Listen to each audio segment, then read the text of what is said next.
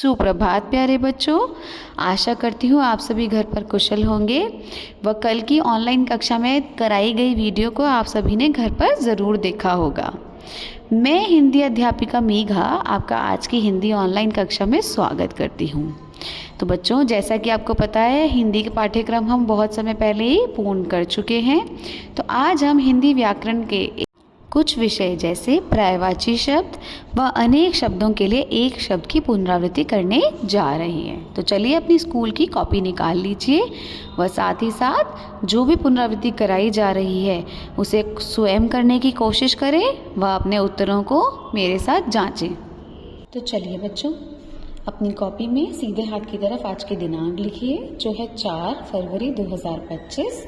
उल्टे हाथ की तरफ लिखिए कक्षा कार्य और बीच में लिखिए पुनरावृत्ति। जैसा कि आपको पता है कि आज हम पर्यायवाची शब्द और अनेक शब्दों में एक शब्द की पुनरावृत्ति कर रहे हैं। तो चलिए, प्रश्न संख्या 1, निम्न शब्दों के दो पर्यायवाची शब्द लिखें। जैसा कि आपको पता है कि अभी आपको कहा गया था कि इन्हें स्वयं करके देखिए, तो देखते हैं किस किस ने इसको सही से किया है। चलिए मेरे साथ दोबारा से करेंगे। पहला शब्द है हवा। बच्चों, हवा को और क्या क्या कहते हैं? बिल्कुल सही, हवा को पवन व वायु कहते हैं।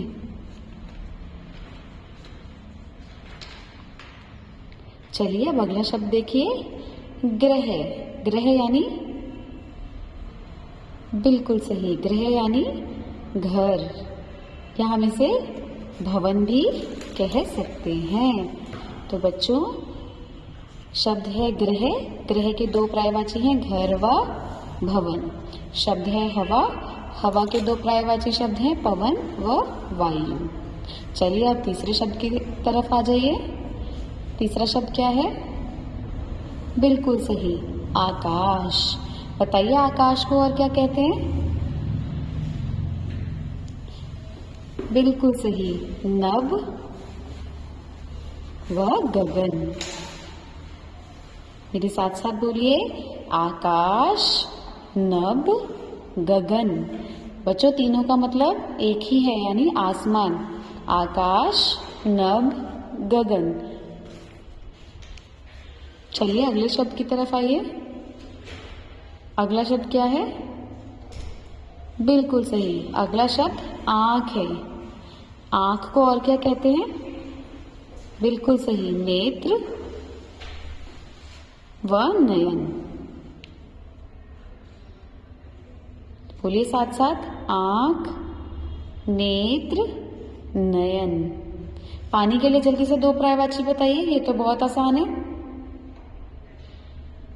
बिल्कुल सही बच्चों, इनमें से हम बहुत से पर्यायवाची कक्षा में भी कर चुके हैं। पानी को और क्या कहते हैं?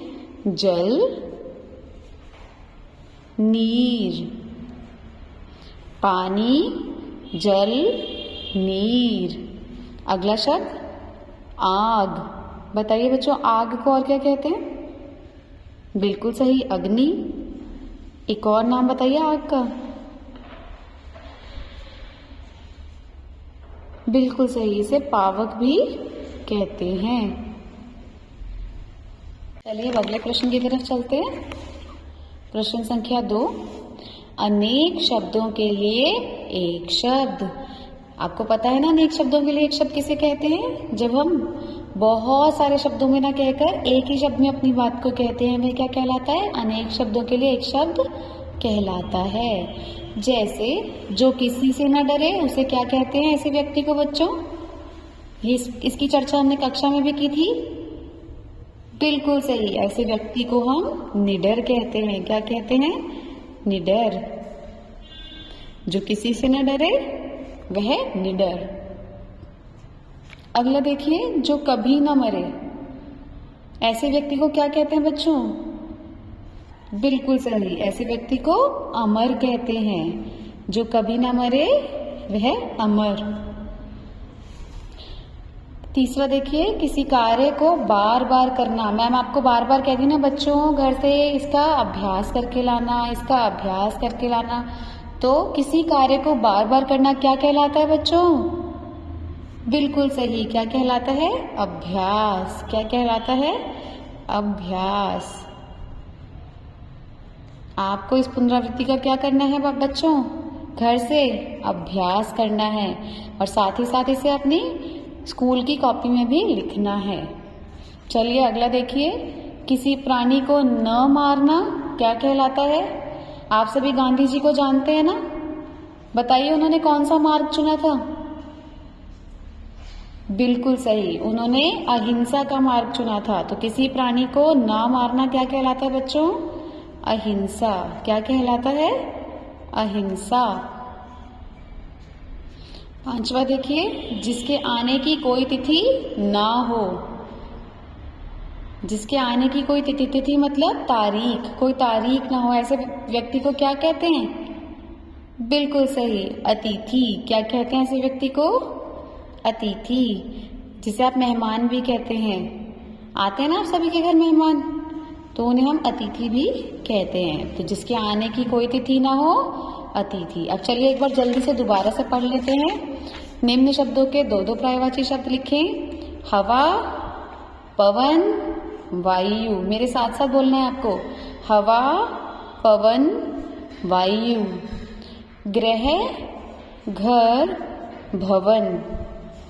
आकाश, नभ, गगन। आँख, नेत्र, नयन। पानी, जल, नीर। आग, अग्नि, पावक। चलिए प्रश्न संख्या 2, अनेक शब्दों के लिए एक शब्द। आशा करते हैं आप साथ साथ बोलकर इसे याद कर रहे होंगे।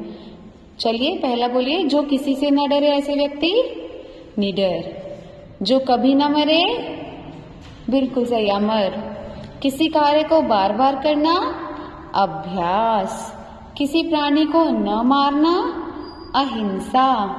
जिसके आने की कोई तिथि न हो? अतिथि। तो प्यारे बच्चों, इस कार्य को अपनी स्कूल की कॉपी में करें व घर से याद भी कर कर आएं। धन्यवाद।